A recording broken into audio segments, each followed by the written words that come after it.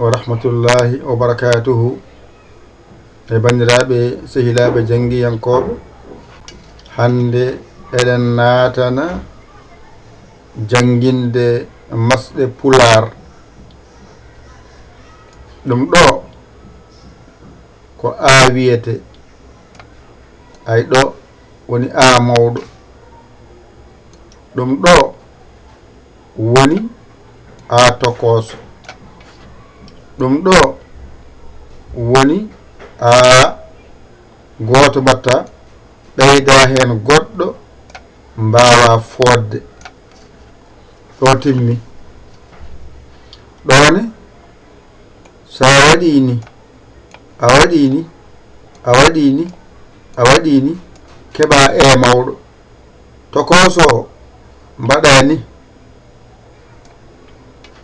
goɗɗo o ko goto o fooɗani a yiɗi fodde ɓeydi hen goɗɗo mbiya ɗo gasi ɗo i mawɗo o pesaɗo keɓa i mawɗo tokoso wanni tan toɓɓaɗo one mbaɗani mbattani toɓɓaɗo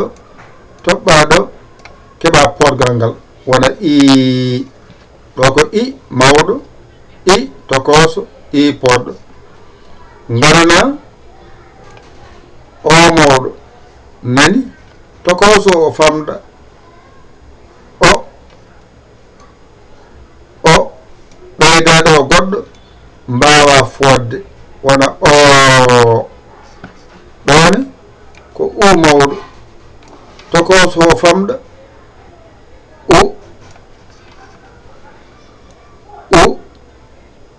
ɓeyda goɗɗo mbawa fodde wona masɗe ma pular ko ɗo kaaɗi ɗum ɗo tan jangata mbawa ɗum ɗo hankadi wona an kam a serti e majjere wiyetede ay baccako ɗum wonno biko ene e sawo saha on paami ko peeje tan watte peeje rek ay on yiye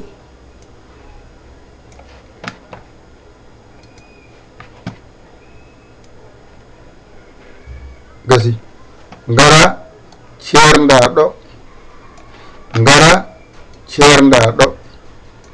ngara ceernda ɗo ngara ceernda ɗo hankadi mbaɗani lesɗo ko waɗa andira nani ayi nani ayi de saɗani jannganoma ko waɗiranani ko wonande ɓe jiyata ɗum ɓe mbawa ɗum teskade ayi hankadi alwal ngal ɗo gotal so ɗiggi hankadi a gayni ko wiyete masɗe pular gasi ɗo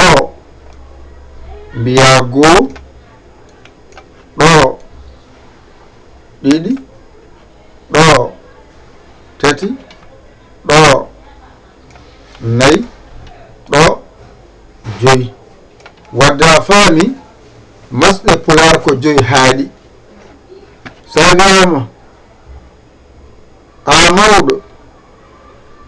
ni wayata ari ardi a tokoso ko ni wayata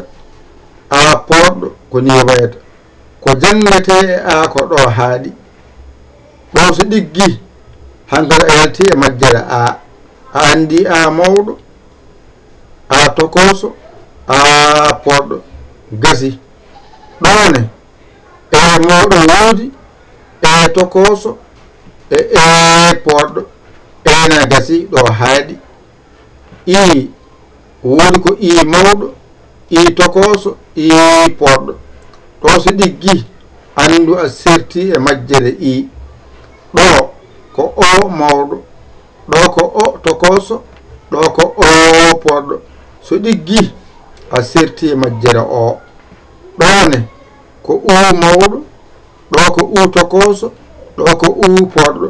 so ɗo ɗiggi tan a serti e majjere u wadde masɗe pulaar ko 5 1 2 3 4 5 1 2 3 4 5 jangen ɗo woni mawɗe ɗe ɗum woni a mawɗo e mawɗo i mawɗo o mawɗo u mawɗo tokose ɗe ko a tokoso e tokoso i tokoso o tokoso u tokoso pollema a poɗɗo e poɗɗo i poɗɗo u o poɗɗo u poɗɗo joni noon ganda ɗiɗi ɗi ndendata nde fooɗa ɗiɗi ɗi ndendata nde fooɗa ɗiɗi ɗi ndendata nde fooɗa ɗiɗi ɗi ndendata nde fooɗa ɗiɗi ɗi ndendata nde fooɗa ɗo sone fooɗa ma jiya ɗiɗi a ne mbiya a ɗiɗi e mbiya e ɗiɗi i mbiya i ɗiɗi o mbiya o ɗiɗi u mbiya u on paami ɗon ngal ɗo allal gootal mbawata ceerta e majjere masɗe pulaar daɓɓe e durtaɗe masɗe noon woni tan ko manngal e tokosal ekko ari ekko men ay saawi ay oɗo a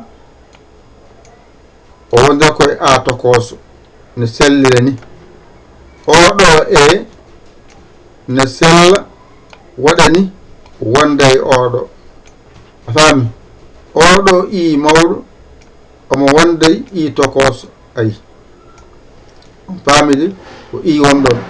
ayi oɗo o mawɗo e tokoso gonda ko o ayi oɗo u mawɗo omo wonda e tokoso makko ayi ni on paamide ɗo jom wonti a e i o u ko woni yurmande sa yiɗi windude ko wayno a wi amadou ay aren gadonen goɗɗo wonaga wona a ay ma ay ari ay do ay u ari so ngawa hen janggotako ɗo woni a ɗo woni ma ɗo woni du ay aɗa heeɓi ɗo a heeɓi ɗo u ɗone sa wi eerade ay e a fooɗi e a fooɗi e ay a fooɗi ra ay a fooɗi eerade ay de wanjide eerade ay ɗo woni e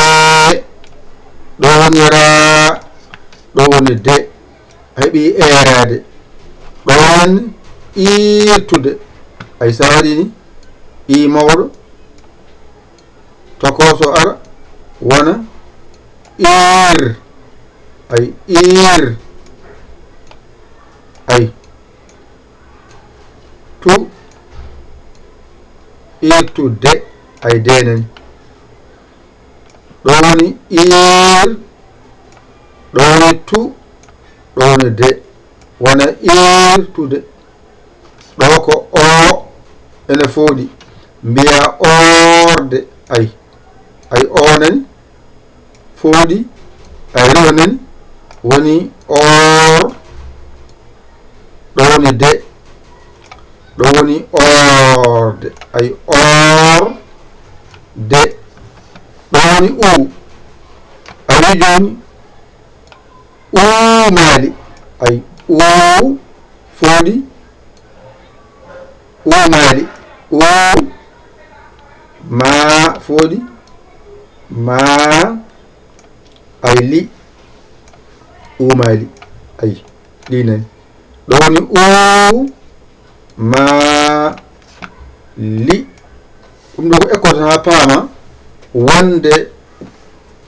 jangde nde so ɗum ɗo ala hen jangotako masɗe ɗe ma gona hen ma woni a ma woni e ma woni i ma woni o ma woni u walla wona a e i o u ko ɗum tawaɗen nde janggo ayi ɗo jon ko a ari ɗo ko ma ɗo ko du ay a nani poɗɗo nani goto nani u nani o woni mo o woni ma o woni da o wadde madu amadu ɗo ko e ay masgal nani ay akkulal nani e ra masgal akkulal e ra ay ɗo masgal podgal de ay e nani on jiide ɗo woni ir ay if woɗi ir to de ay i nani u nani e nani or ay o nani poɗɗo ay e nanga or ay de ay e nani ɗo ko ay ma li ay nani ay a nani i nani ɗum ɗo teskima wonata ara ekkitoro ndani so ɓooten jo mbatta windude mbatta jangude yo Allah wallu kadi yo Allah newnu kadi yo Allah no ekko tan eɗen ƴewdo tan no wayata so tawi eɗen janggoya tawan kadi en jii mbaadi ndi tan kadi ene paye naatugol jangde ko musidɗo moon guiɗo moon saabu Allah Yaya Ly Kora Sénégal alhamdulillahi rabbil alamina on jarama wassalam